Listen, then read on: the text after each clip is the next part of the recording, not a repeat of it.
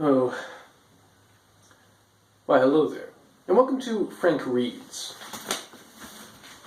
I am Frank Casimir, and I've been reading some of my favorite stories lately, and I thought I'd share them with you. I enjoy them, and I hope you will too.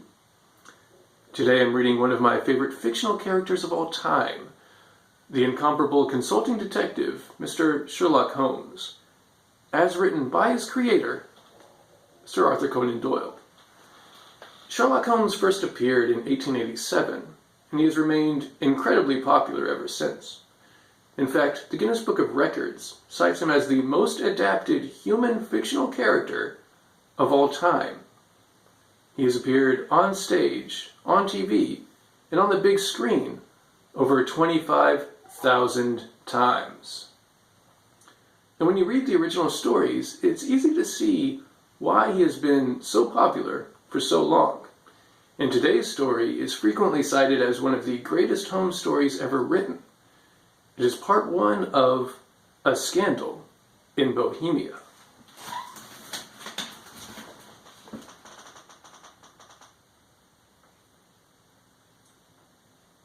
To Sherlock Holmes, she is always the woman. I have seldom heard him mention her under any other name.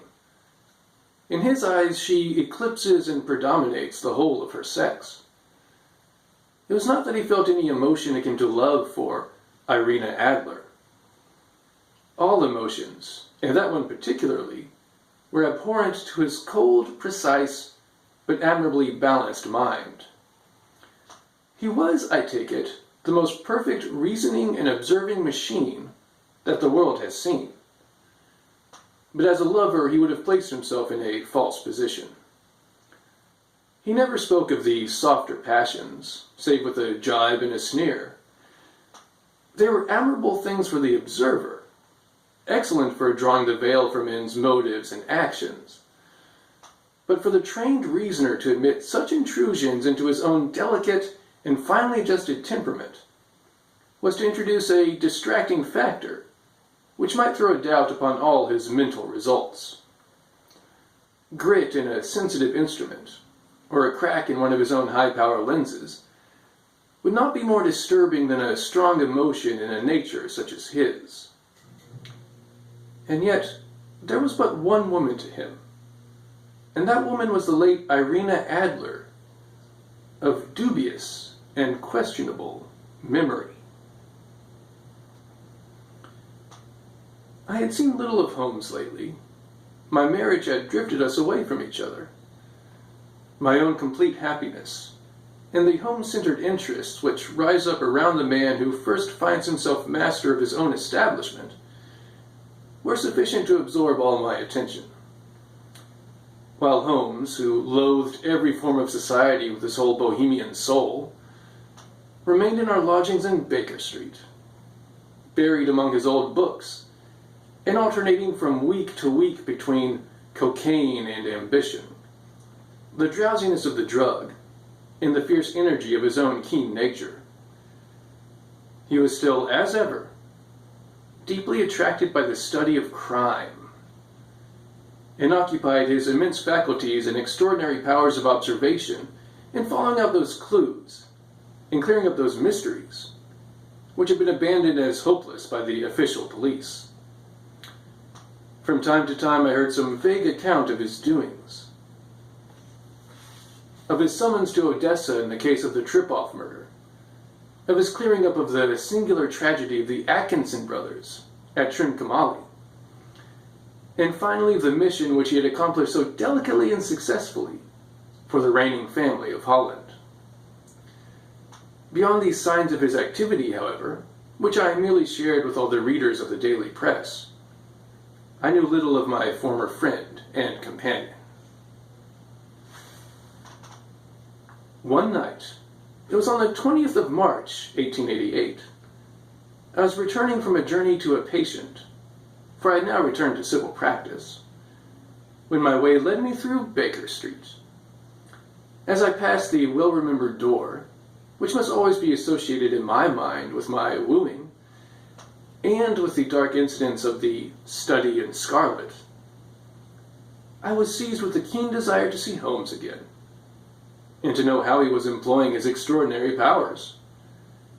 His rooms were brilliantly lit, and even as I looked up, I saw his tall, spare figure pass twice in a dark silhouette against the blind. He was pacing the room swiftly, eagerly, with his head sunk upon his chest and his hands clasped behind him. To me, who knew his every mood and habit, his attitude and manner told their own story. He was at work again. He had risen out of drug-created dreams and was hot upon the scent of some new problem. I rang the bell and was shown up to the chamber, which had formerly been, in part, my own. His manner was not effusive, it seldom was, but he was glad, I think, to see me. With hardly a word spoken, but with a kindly eye, he waved me to an armchair, threw across his case of cigars, and indicated a spirit case and a gasogene in the corner. Then he stood before the fire and looked me over in his singular, introspective fashion. "Wedlock suits you," he remarked.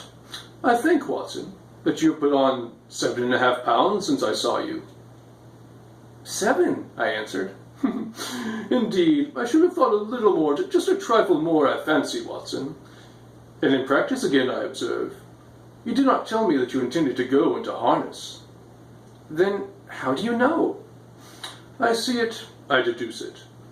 How do I know that you have been getting yourself very wet lately, and that you have a most clumsy and careless servant girl?" "My dear Holmes," said I, "this is too much. You would certainly have been burned had you lived a few centuries ago.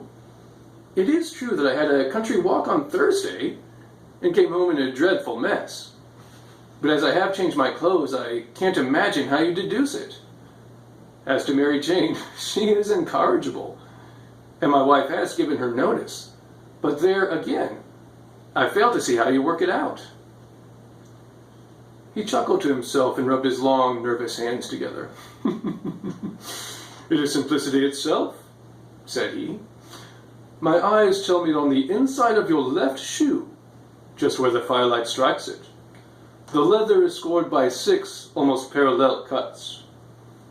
Obviously they have been caused by someone who has very carelessly scraped round the edges of the sole in order to remove crusted mud from it. Hence, you see, my double deduction that you have been out in vile weather, and that you had a particularly malignant boot-slitting specimen of the London slavey. As to your practice, if a gentleman walks into my room smelling of ideoform, with a black mark of nitrate of silver upon his right forefinger, and a bulge on the right side of his top hat to show where he has secreted his stethoscope, I must be dull indeed if I do not pronounce him to be an active member of the medical profession." I could not help laughing at the ease with which he explained his process of deduction. "When I hear you give your reasons," I remarked, "the thing always appears to me to be so ridiculously simple that I could easily do it myself. Though at each successive instance of your reasoning, I am baffled until you explain your process. And yet, I believe that my eyes are as good as yours." "Quite so," he answered, lighting a cigarette and throwing himself down into an armchair. "You see, but you do not observe. The distinction is clear. For example, you have frequently seen the steps which lead up from the hall to this room." "Frequently? How often?" "Well, some hundreds of times." "Then how many are there?" "How many? I don't know." "Quite so. You have not observed, and yet you have seen. That is just my point. Now, I know that there are 17 steps, because I have both seen and observed. By the way, since you are interested in these little problems, and since you are good enough to chronicle one or two of my trifling experiences, you may be interested in this." He threw over a sheet of thick, pink-tinted notepaper, which had been lying open upon the table. "It came by the last post," said he. "Read it aloud."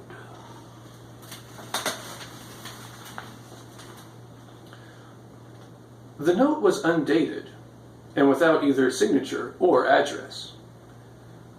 "There will call upon you tonight, at 7:45, it said. "A gentleman who desires to consult you upon a matter of the very deepest moment. Your recent services to one of the royal houses of Europe have shown that you are one who may safely be trusted with matters which are of an importance which can hardly be exaggerated. This account of you we have from all quarters received. Be in your chamber then at that hour, and do not take it amiss if your visitor wear a mask." "This is indeed a mystery," I remarked. "What do you imagine that it means?" "I have no data yet. It is a capital mistake to theorize before one has data. Insensibly, one begins to twist facts to suit theories, instead of theories to suit facts. But the note itself, what do you deduce from it?" I carefully examined the writing and the paper upon which it was written. "The man who wrote it was presumably well-to-do," I remarked, endeavoring to imitate my companion's process. "Such paper could not be bought under half-a-crown a packet. It is peculiarly strong and stiff." "Peculiar? That is the very word," said Holmes. "It is not an English paper at all. Hold it up to the light." I did so, and saw a large E with a small g, a P, and a large G with a small t woven into the texture of the paper. "What do you make of that?" asked Holmes. "The name of the maker, no doubt, or his monogram, rather." "Not at all. The G with the small t stands for Gesellschaft, which is the German for company. It is a customary contraction like our co. P, of course, stands for papier. Now, for the EG, let us glance at our continental gazetteer." He took down a heavy brown volume from his shelves. "Egloff, Eglinitz. Here we are, Igria. It is in a German-speaking country, in Bohemia, not far from Carlsbad. Remarkable as being the scene of the death of Wallenstein, and for its numerous glass factories and paper mills. Ha ha, my boy! What do you make of that?" His eyes sparkled, and he sent up a great blue triumphant cloud from his cigarette. "The paper was made in Bohemia," I said. "Precisely. And the man who wrote the note is a German. Do you note the peculiar construction of this sentence? This account of you we have from all quarters received. A Frenchman or a Russian could not have written that. It is the German who is so uncourteous to his verbs. It only remains, therefore, to discover what is wanted by this German, who writes upon Bohemian paper, and prefers wearing a mask to showing his face. And here he comes, if I am not mistaken, to resolve all our doubts." As he spoke, there was the sharp sound of horses' hooves and grating of wheels upon the curb, followed by a sharp pull at the bell. Holmes whistled. "Whew! A pair by the sound," said he. "Yes," he continued, glancing out of the window. "A nice little Browman and a pair of beauties. 150 guineas apiece. There's money in this Kate Swasson, if there is nothing else." "I think I'd better go, Holmes." "Not a bit, Doctor. Stay where you are. I am lost without my Boswell, and this promises to be interesting. It would be a pity to miss it. But your client—" "Never mind him. I may want your help, and so may he. Here he comes. Sit down in that armchair, Doctor, and give us your best attention." A slow and heavy step, which had been heard upon the stairs and in the passage, paused immediately outside the door. Then there was a loud and authoritative tap.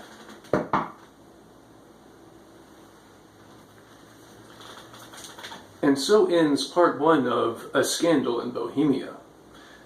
Who is this mysterious German visitor, and why does he need Sherlock Holmes's help? Well, We'll find out next time when I read part 2 of A Scandal in Bohemia. I hope you will join me then, and until then, keep reading.